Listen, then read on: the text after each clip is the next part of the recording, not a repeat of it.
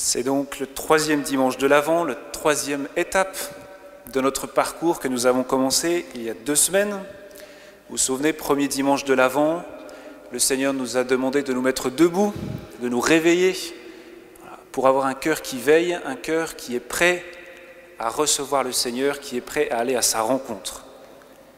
Et puis, dimanche dernier, le Seigneur est venu nous dire qu'il voulait combler notre soif de lui, qu'il venait parler à notre cœur.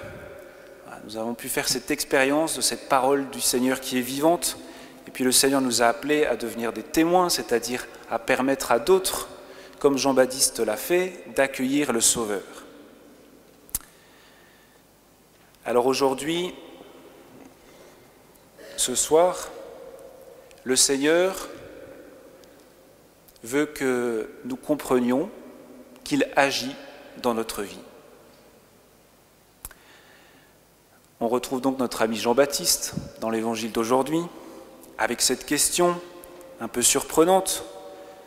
Il envoie ses disciples voir Jésus avec cette question : « Es-tu celui qui doit venir ou devons-nous en attendre un autre ?»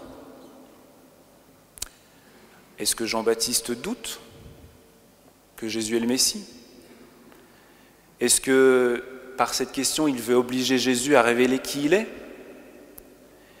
Est-ce qu'il fait cela pour que ses disciples à lui, Jean-Baptiste, comprennent que lui, il est en prison, ça ne sert peut-être plus à rien de chercher à faire quelque chose avec lui, mais que c'est l'autre qu'il faut regarder, Jésus, c'est lui le Messie? Je ne sais pas, peut-être certains d'entre vous ont la réponse, moi je n'ai pas la réponse à cette question, mais ce qui est intéressant, c'est la réponse de Jésus. Allez annoncer à Jean ce que vous entendez et voyez. Les aveugles retrouvent la vue et les boiteux marchent, les lépreux sont purifiés et les sourds entendent, les morts ressuscitent et les pauvres reçoivent la bonne nouvelle. Vous voyez, Jésus n'affirme pas « Oui, je suis le Messie, attention les gars, poussez-vous, c'est moi qui y arrive, là, voilà, c'est moi ». Non, Jésus ne s'impose pas. Jésus ne s'impose pas. Il ne se proclame pas le Messie. Il laisse l'homme discerner sa présence, se positionner face à lui.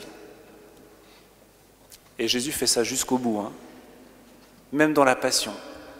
Lorsque le grand prêtre lui dit « Es-tu le Messie ?» Qu'est-ce que Jésus répond ? « C'est toi qui le dis. C'est toi qui le dis. » Pourquoi Dieu fait ça ? Eh bien parce que Dieu ne s'impose pas. Il respecte infiniment notre liberté et il veut qu'on aille à lui par amour.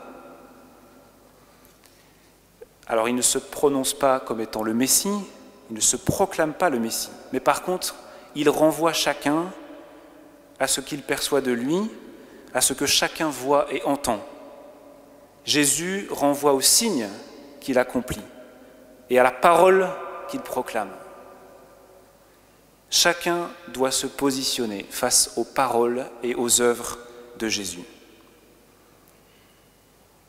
Et en disant cela, Jésus aujourd'hui, il montre combien par lui, ce que Isaïe a proclamé et que nous avons entendu dans la première lecture s'accomplit.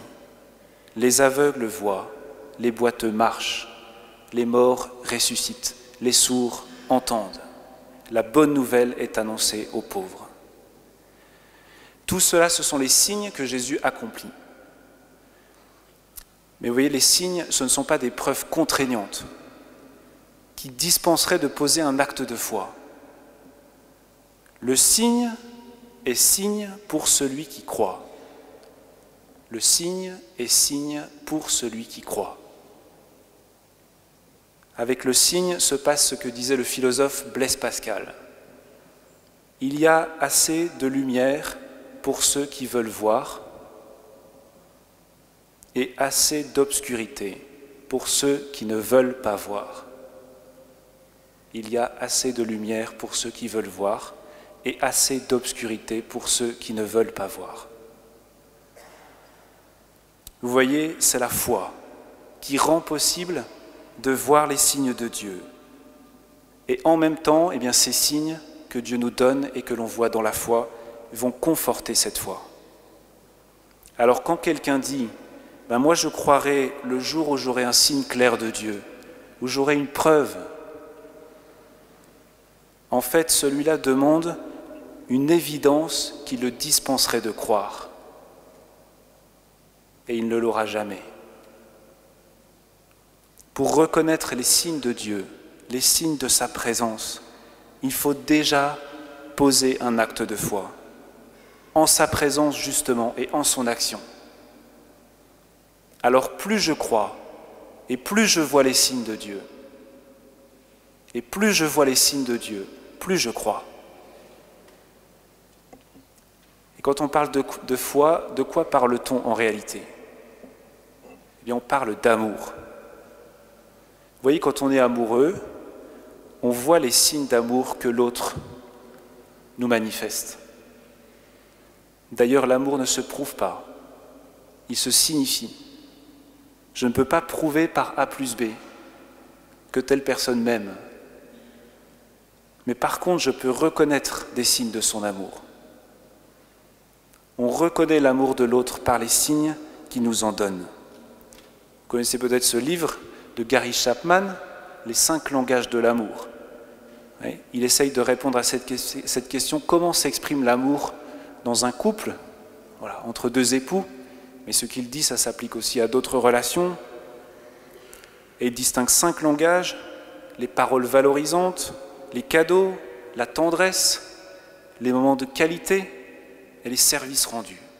Tout ça, c'est des signes par lesquels on peut discerner l'amour de l'autre. Eh bien, avec Dieu, c'est pareil. Dieu donne des signes de son amour, mais il faut être amoureux de lui pour les reconnaître, pour voir dans ce qui nous arrive la trace de son passage, les signes de cet amour. Alors plus on aime le Seigneur, plus on devient capable d'entendre et de voir dans notre vie, dans notre journée, dans notre semaine, les paroles qu'il nous donne et les actions qu'il accomplit. Vous savez, il y a des gens, on a l'impression qu'ils voient Dieu partout à l'œuvre. Et puis d'autres se plaignent toujours que Dieu ne fait rien pour eux. Ils ne le voient pas à l'œuvre dans leur vie. Alors où est le problème ? Vient-il de Dieu ? Dieu ferait-il plus de choses pour certains que pour d'autres ? Ou bien est-ce que le problème vient de l'homme qui est aveugle et sourd bien souvent à ce que Dieu lui dit et à ce que Dieu fait ? Seigneur, tu étais là et je ne le savais pas. C'est ce que réalise Jacob dans le livre de la Genèse après qu'il ait eu un songe à Bethel. Seigneur, tu étais là et je ne le savais pas. Ils ont des yeux et ne voient pas, des oreilles et n'entendent pas. Ça, c'est une parole de Jérémie que Jésus reprend aussi bien souvent dans l'Évangile. Moi, stupide comme une bête, je ne savais pas, mais j'étais avec toi. Ça, c'est un psaume. Moi, stupide comme une bête, je ne savais pas, mais j'étais avec toi. Alors vous, frères et sœurs, êtes-vous capables de dire, aujourd'hui, cette semaine, Dieu m'a dit ça, telle parole, et Dieu a fait ça pour moi. Voyez-vous les signes de Dieu dans votre vie ? Entendez-vous ce qu'il vous dit ? Alors vous allez me dire, mon père c'est bien gentil, mais comment faire pour voir l'action de Dieu dans ma vie ? Alors d'abord, il faut prendre conscience de votre aveuglement et changer de perspective. Et commencer par rendre grâce pour la vie, pour ce que vous avez. Vous voyez, le problème, c'est qu'on voit toujours ce qu'on n'a pas. C'est l'histoire du verre à moitié plein ou à moitié vide. Ne suis-je pas focalisé sur ce que je n'ai pas, sur ce qui me manque ? Et du coup, ça m'empêche de voir tout ce que Dieu me donne. Et puis aussi, Dieu veut que vous appreniez à vous émerveiller. Peut-être vous connaissez ce petit livre Moi, ça m'a touché quand j'ai lu ce livre adolescent, Jade et les sacrés mystères de la vie. C'est un livre tout simple, mais qui invite à cet esprit d'émerveillement et à cette capacité de voir ce qu'elle appelle les clins d'yeux. Tous ces petits signes que Dieu nous donne, les clins d'yeux. Je vous invite à lire ce livre si vous n'avez pas lu. Voilà, ça fait changer de regard sur notre vie. Mais surtout, pour revenir à ce que je disais tout à l'heure, eh bien Dieu vous invite à un acte de foi fondamental, et donc un acte d'amour envers lui. Je crois, Seigneur, que tu es vivant, que tu es présent, que tu me parles et que tu agis dans ma vie. Alors si vous posez cet acte de foi, oui, vous allez commencer à voir Dieu agir dans votre vie. Dieu fait beaucoup de choses pour vous. Oui, il y a un Dieu qui agit dans vos vies. Mais bien souvent, vos yeux, mes yeux, ont besoin de s'ouvrir. Et puis aussi, vous devez donner à Dieu le droit d'agir comme il veut dans votre vie, comme il veut lui. Si tu veux voir Dieu agir dans ta vie, abandonne-toi, fais-lui confiance. Et même si parfois tu ne comprends pas pourquoi tu vis telle ou telle chose, pourquoi ça se passe comme ça, patiente, comme le disait la parole aujourd'hui, patiente. Loue Dieu dans la foi qu'il agit pour toi. Alors dimanche dernier, je vous ai proposé une démarche pour expérimenter que Dieu vous parle. Eh bien, aujourd'hui, je vous propose une démarche pour expérimenter que Dieu agit. Comment il agit? Tout simplement, dans les événements du quotidien, dans les rencontres, etc. Il y a plein de signes de la présence de Dieu.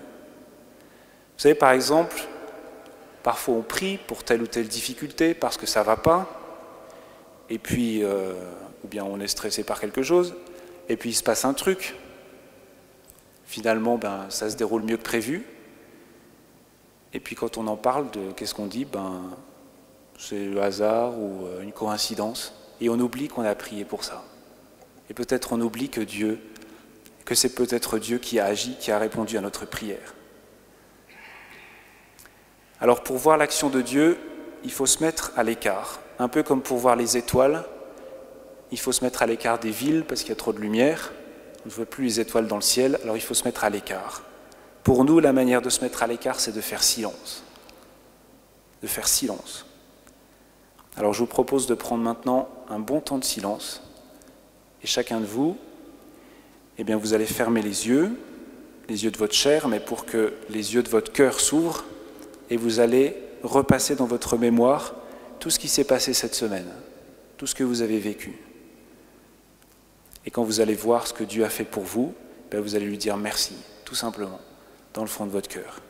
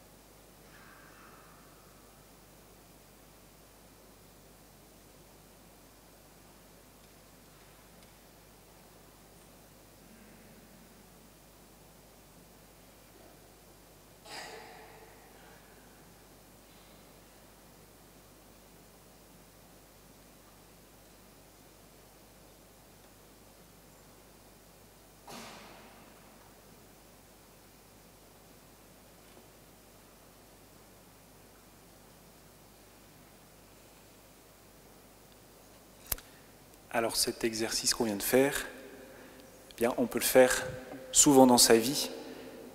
Alors je vais demander à Joseph de venir nous témoigner comment lui, il vit ça dans son quotidien et comment ça a changé son regard.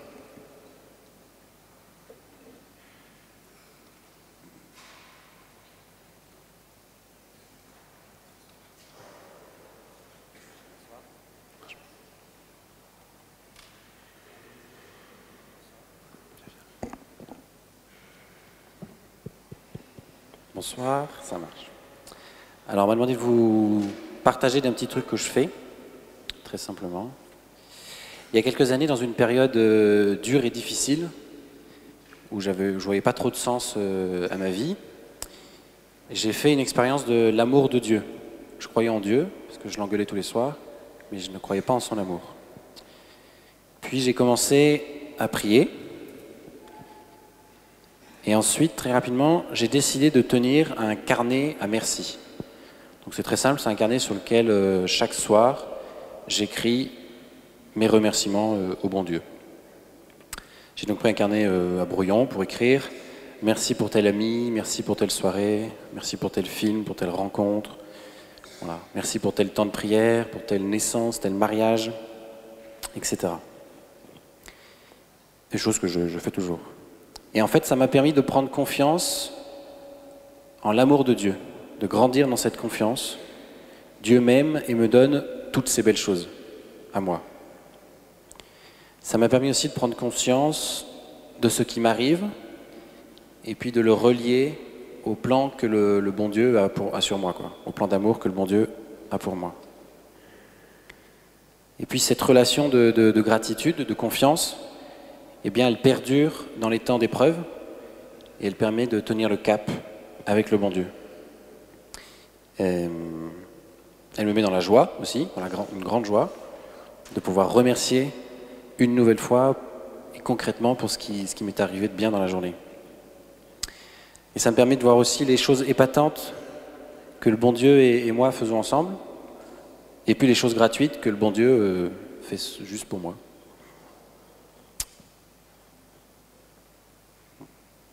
Bref, dire concrètement merci, mon Dieu, pour, eh bien, m'aide à avoir confiance en lui.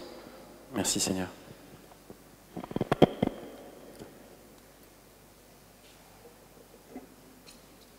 Amen.